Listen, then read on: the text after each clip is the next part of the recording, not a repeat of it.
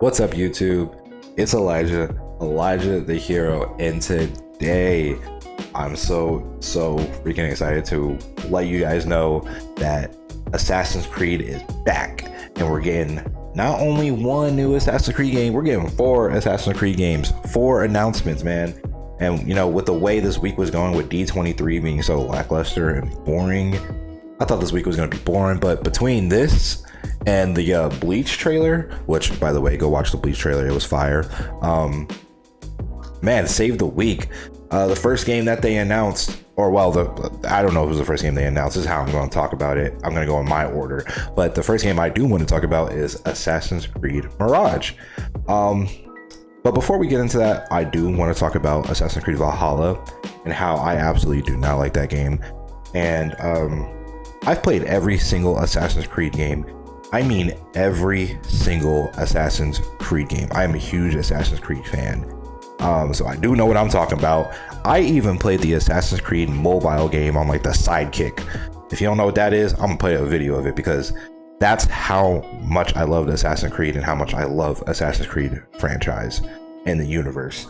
But Valhalla was the first game in the series that I kind of did not fuck with. I didn't even finish the game.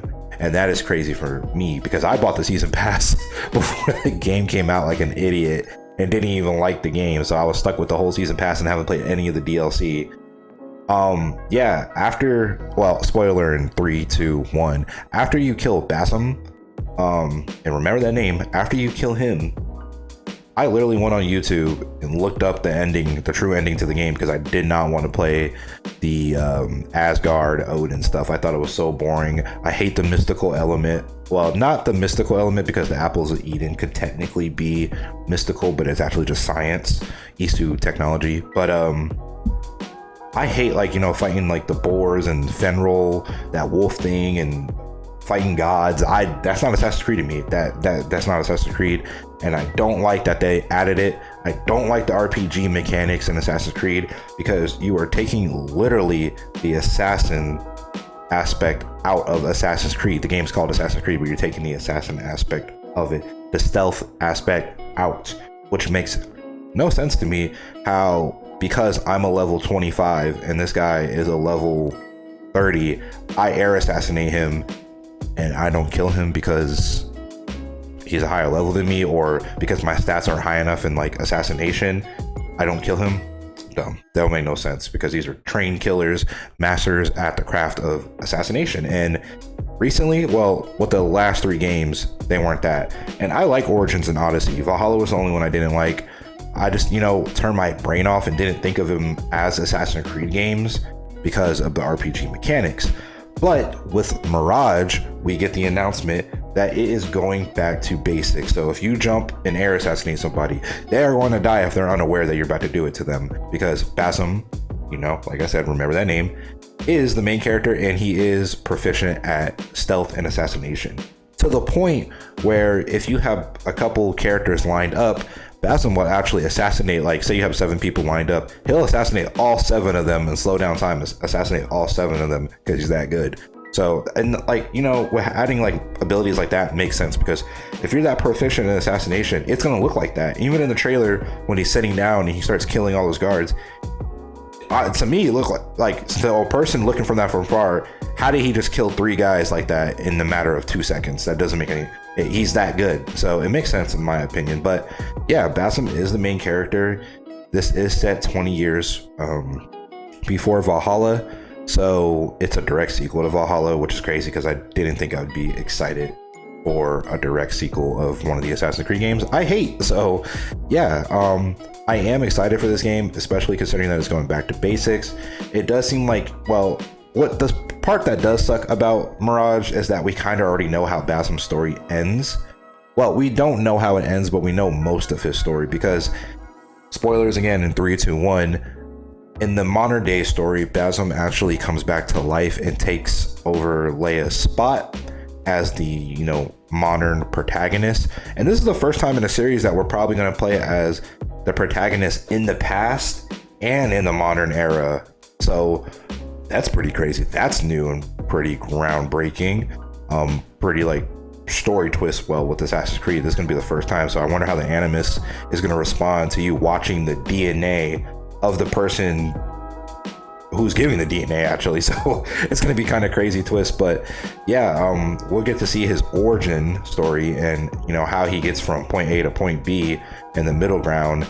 We'll also get to see, I guess, how he gets disillusioned from the Order and the Hidden Ones, and kind of like an Assassin's Creed Rogue type of story where he doesn't think the assassins are basically, you know, doing the right thing.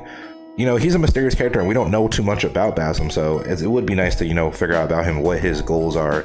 And supposedly he's supposed to be the reincarnation of Loki from Asgard. So like I said, he has a lot of history and a lot of things going on with him, so we're gonna figure it out in this game, and I'm kind of excited. He was one of the probably best aspects of Valhalla for me, so I'm glad that he's getting his own game. After Mirage, we're going to talk about Assassin's Creed Hexe. They literally just showed a teaser trailer, so there was nothing there. There was no people there. It was literally just the Assassin's Creed logo and a hex sign. So, but yeah, Hexe, you take the E off, it's just Hex. So basically somebody's going to put a curse and a hex on you, like Bryson Tiller said. Put a curse and hex on me. I guess that's what the game is. And, you know, going Supernatural is not the first time they've done something like this. So I don't know, you're going to be like fighting some druids or something like that, or like you're going to be in the Witcher universe. I don't know with this Assassin's Creed game. I don't know even if it's a mobile game or anything like that. So we don't know anything about it. So I'm just kind of wanting to know what you guys think about it. Is it going to be during like the Salem witch trials, or like, I don't know, are you going to be fighting druids? You know, like somebody put a curse and hex on your character. So yeah, it's just called Assassin's Creed Hexe. Don't know anything about it. But yeah, I'm looking forward to it because Assassin's Creed. So more of it. I'm there for it. Next is Assassin's Creed Codename Jade. I'm not gonna lie, I was blown away when I saw this. This is a mobile game, guys. A mobile game, and that is crazy because, like I said, I played the first mobile game of Assassin's Creed on like a sidekick, and to see from that, to see how far mobile gaming has come is crazy. Like, this looks like, you know, I would have to say this is like early PS4 graphics on your phone, and that is ridiculous, man.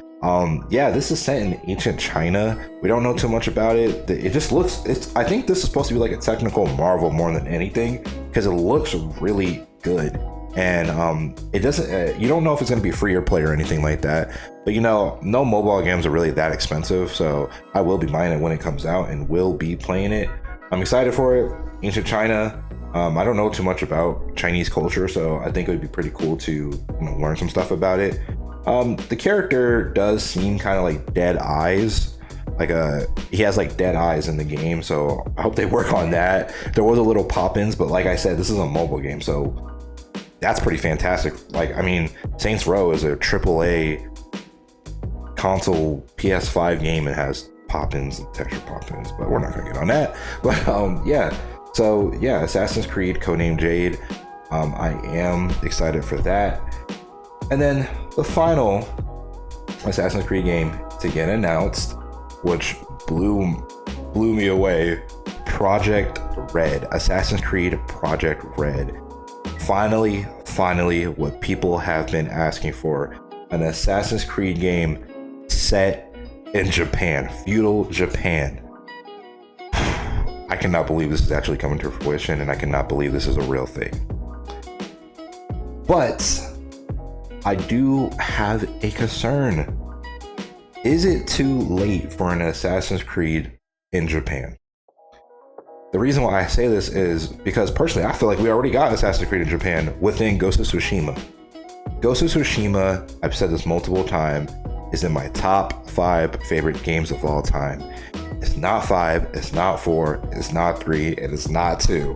So it is my number 1 game of all time. I love Ghost of Tsushima. I play it just as much as I play Spider-Man Overgame, which is also my 2nd favorite game of all time. So I feel like Ubisoft could put their best foot forward, but just how like creatively stumped they are, I don't think they are going to, you know, be as good as Ghost of Tsushima.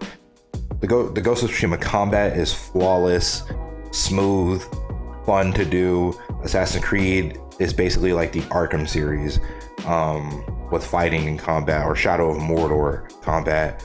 Ubisoft tends to not care about side missions. It just puts hella side missions on the screen and icons on the map for you to go do. Ghost of Tsushima side missions have the same care as the main missions. For Assassin's Creed Project Red to really compete with Ghost of Tsushima, they're gonna have to do a whole overhaul of what Assassin's Creed is and make it more engaging than what it is now. I feel like they can't do that with the RPG kind of mechanics. And I'm pretty sure in the interview when they were talking about it, they said that Assassin's Creed Code Red is the next kind of line and the next evolution for the RPG mechanics of Assassin's Creed, or the RPG gameplay for Assassin's Creed, which already kind of is like, I don't know about that, man.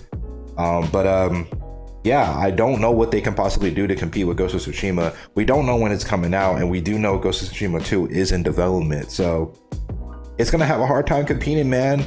I'm excited because I am an Assassin's Creed fan, and I want to know how this ties into the overall story of Assassin's Creed. But from a gameplay standpoint, I don't think it's going to be superior to Ghost of Tsushima or Ghost of Tsushima 2. Sucker Punch makes quality games. Yes, like Cooper, Infamous, all their games have been quality games. Ubisoft has had a track record of putting out bad, unfinished, broken, buggy games, and they need a dub, and I'm hoping Assassin's Creed Mirage is that dub that they get. But hey, you never know, man. But yeah, let me know what you guys think. Do you guys think it's too late for Assassin's Creed Project Red? Do you think it's going to compete with Ghost of Tsushima? Do you think it's going to be better than Ghost of Tsushima? And also, with that, let me know, what is your favorite Assassin's Creed game? My favorite Assassin's Creed game personally is Brotherhood. I also like Black Flag. I know a lot of people don't like that game, but I like Black Flag, and I like Syndicate. So yeah, those are my favorite Assassin's Creed games, but let me know what yours are. I've been Elijah the Hero. Peace. Thanks for watching the video. Like, comment, and subscribe. Push the notification bell to be notified for new videos. And remember, have a great day.